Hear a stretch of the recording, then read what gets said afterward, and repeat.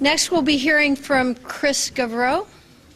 I have a trade union friend, and he said to me, the extreme right opposes the war in Afghanistan, Ron Paul opposes the war in Afghanistan, Patrick Buchanan opposes the war in Afghanistan because it interferes with their ability to wage war on working people here at home.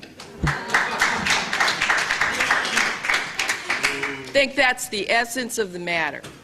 We go into a discussion of strategy for the anti-war movement in the context of the deepest world economic crisis, perhaps in world history, where the ruling corporate powers of all the countries are in such competition with each other that they are all trying to drive the wages and working conditions of working people around the world to the lowest possible place.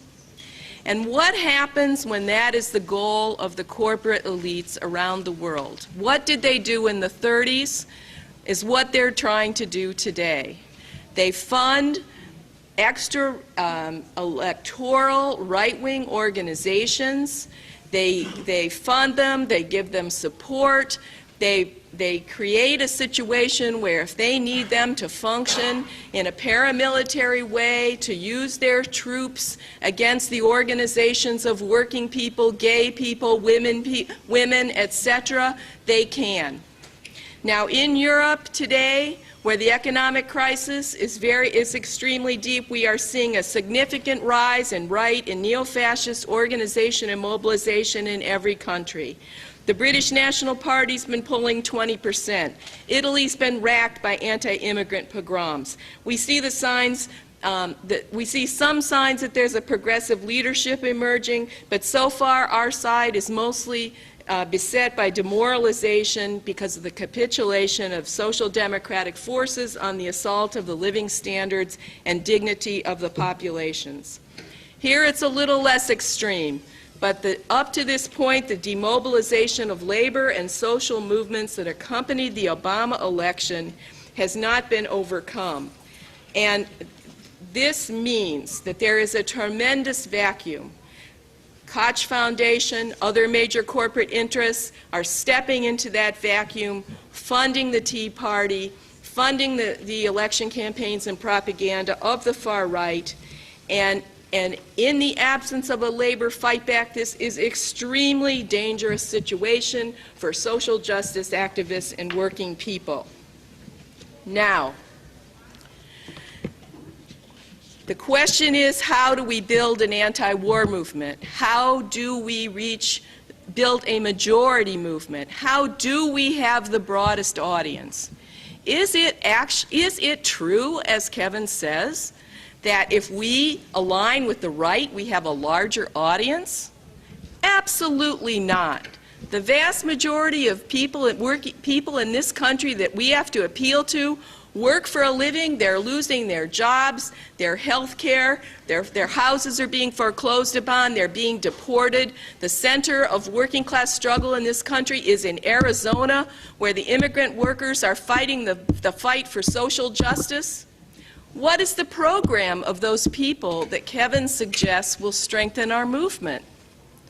Ron Paul has put forward legislation that the U.S. government not be allowed to disarm the paramilitaries on the border with Mexico. Ron Paul says that our economic problems are because of Social Security, that in 2040 it's going to be half of our budget, which is a bald-faced lie. Patrick Buchanan talks about the red scare, the red dawn, the brown tide sweeping over our country. Is it possible? What does it mean to make an anti-war coalition, an anti-war alliance? We'll talk about what it means in Congress. But on the street, what does it mean? We would have a demonstration. What's a united front? You take the leaders of the coalitions and you put them on a stage.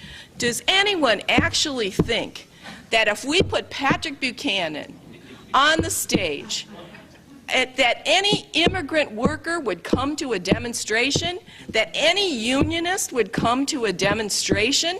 These people pose an existential threat to our very ability to organize in this country. They want to get rid of public education, but we want to organize a fight for education, not war. They oppose, health care. They oppose women organizing as women, and they oppose blacks organizing as blacks, and they say that is not the basis no fight for rights can occur on that basis. One's rights derive from one's private property. Well, I don't know about you, but I don't have any private property, nor do the majority of the people that I am trying to organize into this movement. Now, we have to argue with everybody in this country about the war. But that discussion is increasingly linked with our perspective about how to win the fight for jobs, how to rebuild public education, how to defend the rights, especially of immigrant workers. That's the alliance we need. And to organize a visible working alliance with the extreme right basically precludes our ability to ever organize the majority of this country against wars and empire. Is it true that an alliance with the right will help us defeat empire?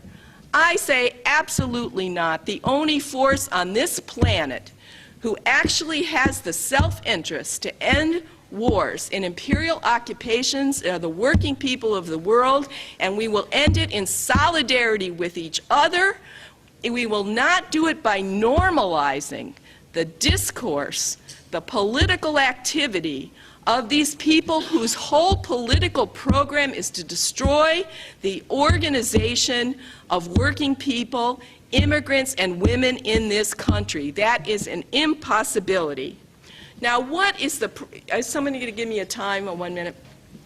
What is, okay, the proudest accomplishment of the so-called Right-Left Alliance has been in Congress, the Barney Frank, Ron Paul letter and proposal to cut the military budget. I ask you to look at the report of the task force from this group. What are they proposing? Do you think this is an anti-war resolution? Read it. It's about a better, more efficient military, a better way to maintain empire no matter what Ron Paul's rhetoric is about.